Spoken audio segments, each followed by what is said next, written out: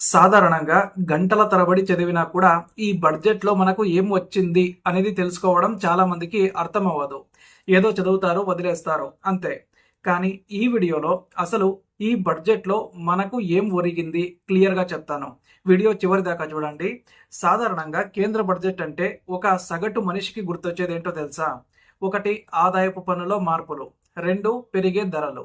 కానీ 2026 కేంద్ర బడ్జెట్‌లో తెలుగు రాష్ట్రాలకు, ముఖ్యంగా ఇక్కడి యువతకు భవిష్యత్తును మార్చే కొన్ని కీలక ప్రకటనలు కూడా ఉన్నాయి.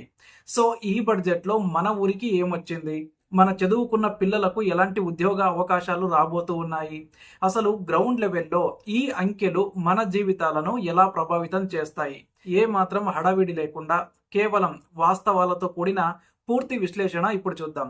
సో ఈ ఏడాది బడ్జెట్లో ఆంధ్రప్రదేశ్ అండ్ తెలంగాణ రాష్ట్రాలకు సంబంధించి రవాణా, పరిశ్రమలు మరియు నైపుణ్యాభివృద్ధి రంగాల్లో భారీ కేటాయింపులు జరిగాయి. ముఖ్యంగా యువత కోసం ఎడ్యుకేషన్ టు ఎంప్లాయ్మెంట్ అనే కొత్త విధానాన్ని కేంద్రం తెరపైకి తెచ్చింది. అంటే దీని ఉద్దేశం ఏంటంటే కేవలం డిగ్రీలు తీసుకోవడం మాత్రమే కాదు, చదువు పూర్తి కాగానే నేరుగా పరిశ్రమలకు అవసరమైనటువంటి నైపుణ్యంతో బయటకు వచ్చేలా ఐఐటీలను, విద్యా సంస్థలను ఆధునీకరించడం అన్నమాట.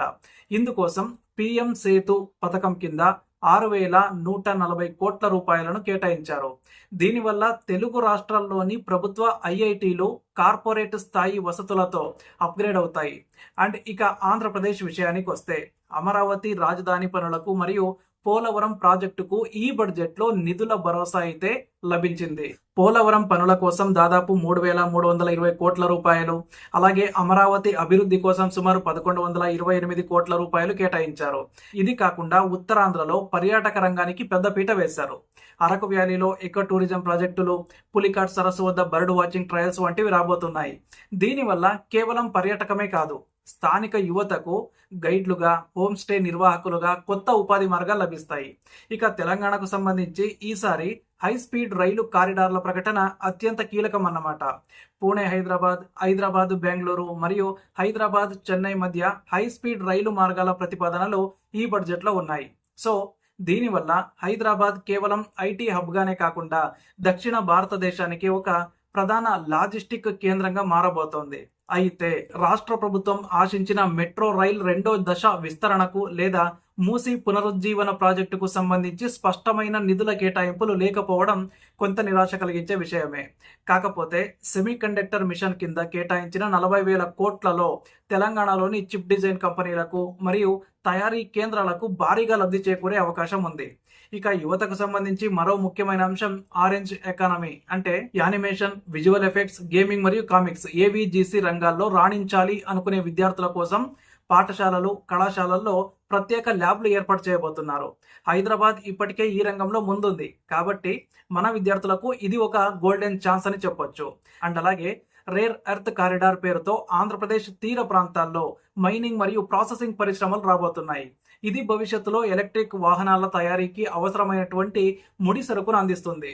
తద్వారా వేల సంఖ్యలో ఇంజనీరింగ్ మరియు టెక్నికల్ ఉద్యోగాలు సృష్టించబడతాయి.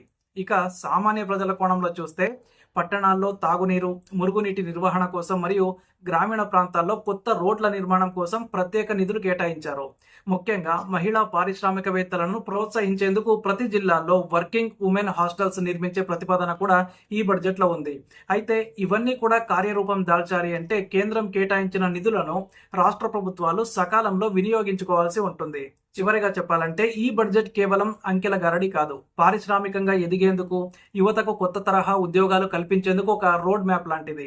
రవాణా సౌకర్యాలు మెరుగుపడటం, కొత్త పరిశ్రమలు రావడం వల్ల పరోక్షంగా రియల్ ఎస్టేట్ మరియు సేవా రంగాలు కూడా పుంజుకుంటాయి. వచ్చే 5 ఏళ్లలో మన తెలుగు రాష్ట్రాల ఆర్థిక ముఖ చిత్రాన్ని మార్చే శక్తి ఈ ప్రాజెక్టులకు ఉంది.